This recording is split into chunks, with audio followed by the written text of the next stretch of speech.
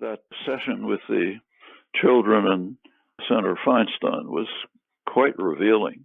They kept trying to point out to her, look, we're the ones who are going to be impacted by the disaster that you're helping to create.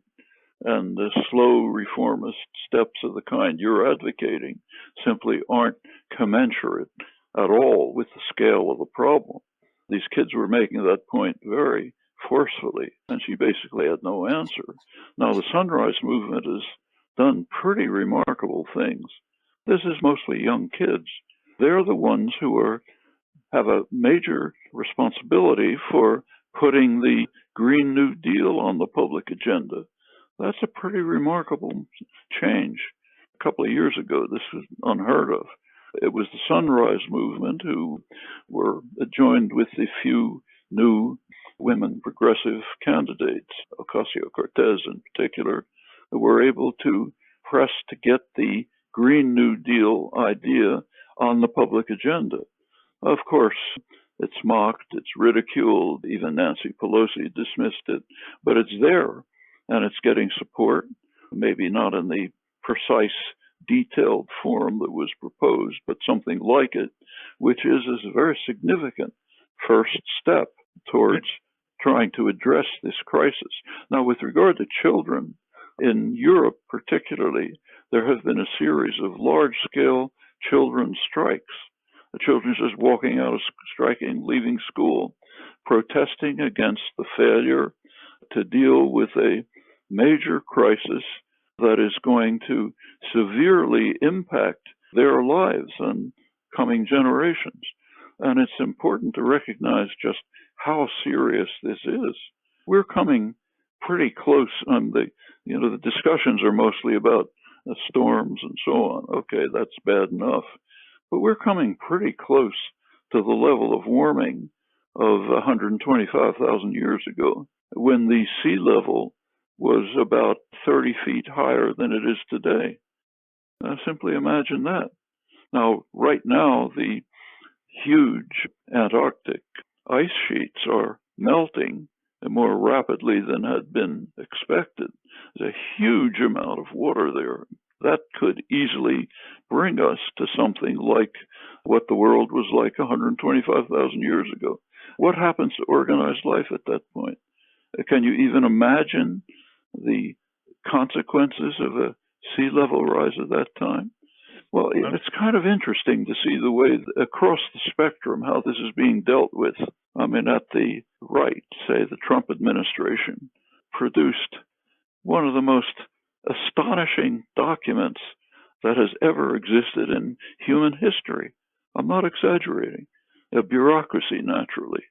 The Transportation Bureau came out with a long, detailed document which was arguing, it was leading to the conclusion that we shouldn't have any constraints on emissions in transportation, cars, trucks, and so on. Just let them emit everything, no matter what. And it had a very interesting argument. The argument was, look, at the rate of global warming now taking place, by the end of the century, it'll be maybe, they estimated, 7 degrees or something like that, higher. And by then, we're basically over the cliff anyway. There's no chance of survival after that. So what the hell? Why not just enjoy it while we can? Of course, the tacit assumption is that everyone in the world is as criminally insane as we are, as they are, and will not try to do anything about it. Can you find any document like that in human history? I mean, Nero is supposed to have filled while Rome burned. These guys are saying, let's enjoy ourselves while the planet burns to make more profit for the next couple of years. We have to think about the time scales involved. I mean, we're facing urgent problems, too urgent to await a radical transformation of the political and economic system. So let's take, for example, some concrete cases. Take the J.P. Morgan Chase, biggest bank. The CEO, Jamie Dimon, I'm sure knows about everything we're talking about concerning the devastating impact of global warming. So how does he react? By investing more funds in fossil fuels, including the most lethal of them, Canadian tar sands. Now, why is he doing that? Let's ask about the choices that he has. In the institutional structures that exist, he basically has two choices. One, to do exactly what he's doing, to try to maximize profit with the certain knowledge that this is going to have devastating effects in the short term. The other choice he has is to resign and be replaced by somebody who'll do exactly the same thing. Those are the choices. It's as you mentioned before, it's a deep institutional problem. Now, the way to confront that in the present situation is pretty much the way the Sunrise Movement is doing, and other popular movements are doing, and Public Citizen is doing. Try to develop mass popular action which will compel people within the existing institutions to act differently. And of course, at the same time, try to educate the public to understand that there are deep institutional problems that have to be changed. Now, with regard to Mar-a-Lago and the sea level rise, President Trump has already given the answer to that. He's a firm believer in global warming.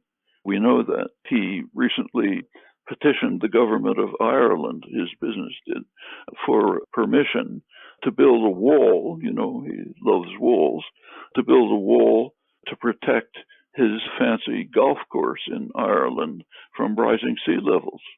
Okay, so they understand, they know